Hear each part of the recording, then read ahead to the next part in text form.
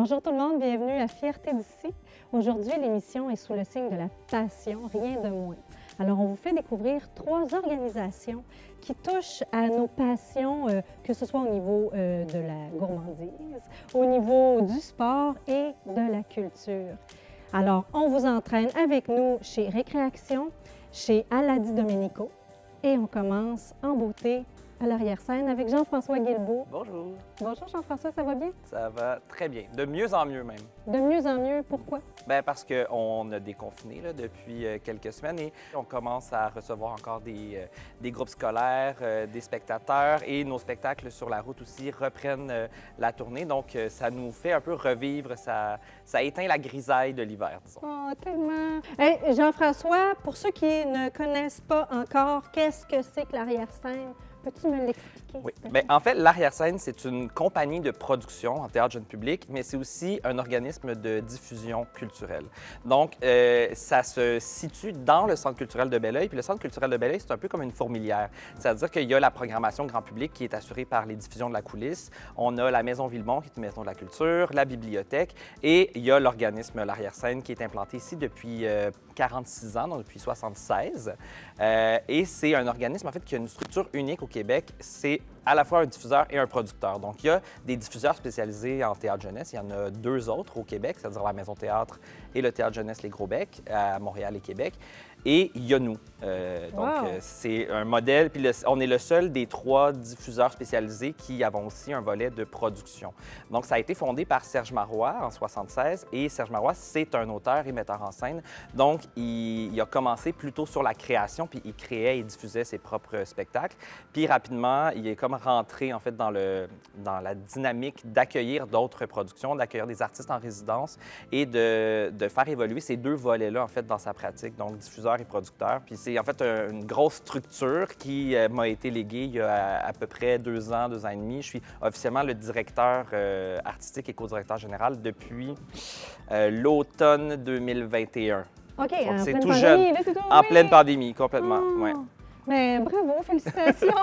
Mais je suis touchée parce que, bien, on sait, moi, je suis issue du même milieu. Se retrouver comme ça sur une scène, mon Dieu, ça amène plein de beaux souvenirs. Hein? Oui, ça nous rend tonique. Tu es toi-même un comédien. J'ai fait ma formation de comédien. J'ai terminé l'école de théâtre de Saint-Hyacinthe en 2008. Puis, rapidement, en fait, j'ai fondé ma propre compagnie de théâtre jeunesse parce que moi, en fait, c'est ça qui m'a happé le plus. Donc, j'avais envie de parler aux jeunes, d'écrire pour les jeunes.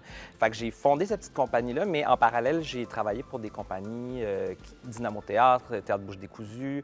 Et puis, j'ai foulé la scène un peu à travers le monde. Donc, j'ai pratiqué beaucoup le métier de comédien pour le jeune public.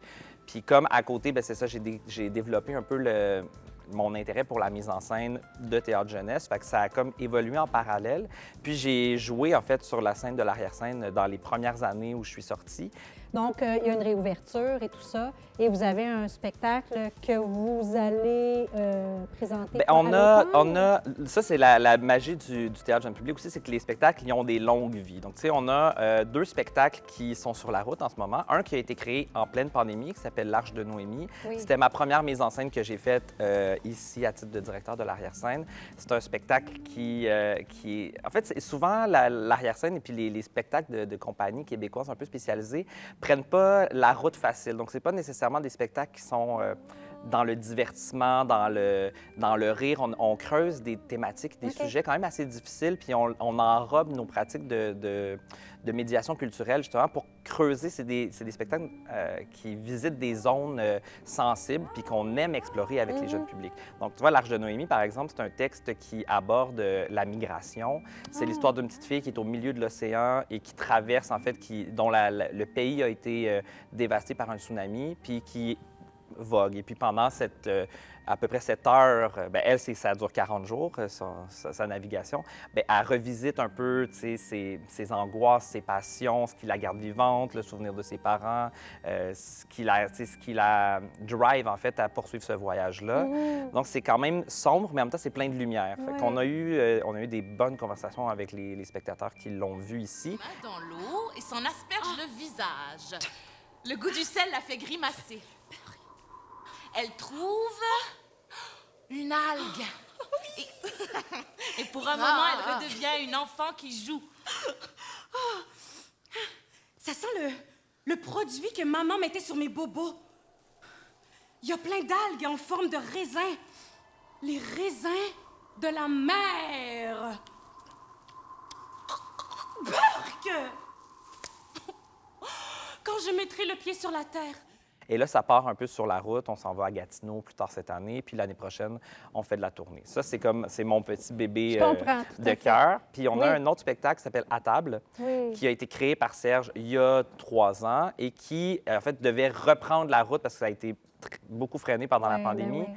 Et puis, on devait le reprendre pour qu'il reprenne vie là, en janvier. Ça a été annulé.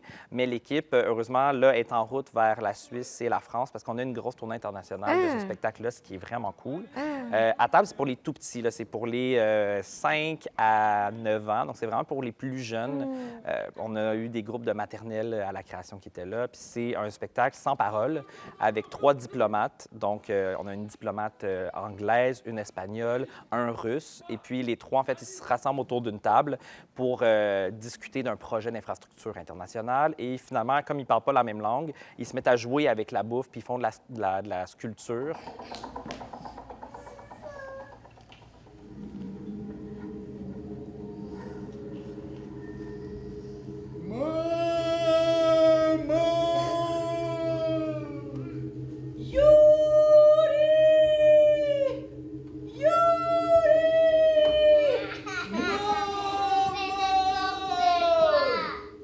C'est vraiment rigolo. Tu sais. Ça a été co-créé, en fait, avec Simon Boulris, et, qui était, en fait, mon homologue d'il y a quelques Oui, années, qui a été le exactement. protégé de Serge pendant plusieurs années. Donc, ce spectacle-là, ils ont été créés, ils l'ont créé ensemble la dernière année où Simon était artiste en résidence ici. Ouais.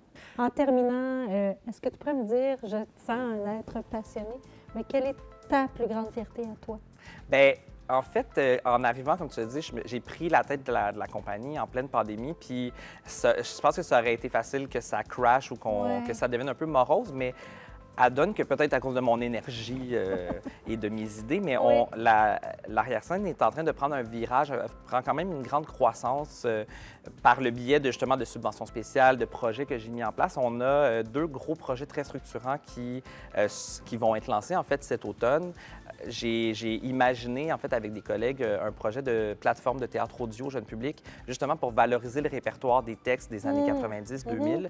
Et ça se lance. Là. Ça s'appelle le Théâtrophone. C'est dédié à être écouté en classe des pièces de théâtre qu'on a enregistrées professionnellement avec le studio La Puce à l'oreille. Et puis ça s'en vient. Là. Ça, c'est vraiment super. Puis, pour aussi revisiter, au début, Serge Marois, quand il a commencé l'arrière-scène, il y avait un projet qui s'appelait Petit Train va loin, qui faisait le tour des parcs, en fait, pour faire des spectacles dans les parcs. Bien, j'ai décidé de reprendre, en fait, ce concept-là, puis en s'inspirant de la roulotte de Paul Bussonneau, on va lancer cet été la machine de l'arrière-scène, donc un camion théâtre qui va faire le tour pas juste de Belleuil, mais de la Montérégie. On va aller présenter des spectacles un peu pour que l'arrière-scène puisse être en activité toute l'année et pas juste pendant la saison scolaire. Oh, t'as de quoi être fière! Oui, fait que ça me rend bien fière parce que bravo! ça amène plein de nouveaux mondes. On a engagé 3 nouveaux employés en plein pic de la pandémie. Fait que c'est comment tout le monde est en train de perdre son travail, mais nous, on a quasiment doublé de volume dans nos activités. Fait que moi, il y a de quoi de flatter l'épaule. Je te remercie, Merci, Julie. Jean-François. Puis pour ceux qui en doutaient, ben c'est une entreprise.